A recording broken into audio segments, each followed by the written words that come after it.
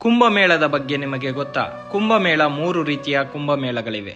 1 ಕುಂಭಮೇಳ, ಇದು 3 ವರ್ಷಕ್ಕೊಮ್ಮೆ ಬರುತ್ತದೆ. 2 ಅರ್ಧ ಕುಂಭಮೇಳ, ಇದು 6 ವರ್ಷಕ್ಕೊಮ್ಮೆ ಬರುತ್ತದೆ. 3 ಮಹಾಕುಂಭಮೇಳ, ಇದು 12 ವರ್ಷಗಳಿಗೊಮ್ಮೆ ಆಚರಿಸಲಾಗುತ್ತದೆ. ಈ ವರ್ಷ ನಡೆಯಲಿರುವ ಕುಂಭಮೇಳ ಮಹಾಕುಂಭಮೇಳ 13 ಜನವರಿಯಿಂದ 26 ಫೆಬ್ರವರಿವರೆಗೂ ಪ್ರಯಾಗ್ರಾಜ್ನಲ್ಲಿ ನಡೆಯಲಿದೆ.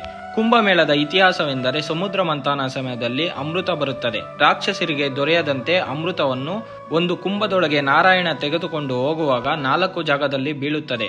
ಅದು ನಾಸಿಕ್, ಹರಿದ್ವಾರ, ಪ್ರಯಾಗ್ರಾಜ್, ಉಜ್ಜಯಿನಿ.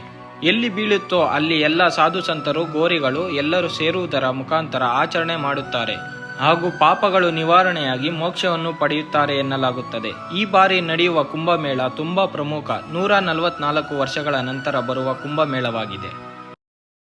लेडीज और जेंटलमैन, वेलकम टू कुंभ नगरी प्रयागराज, जहां पर 12 सालों बाद लगने जा रहा है महाकुंभ।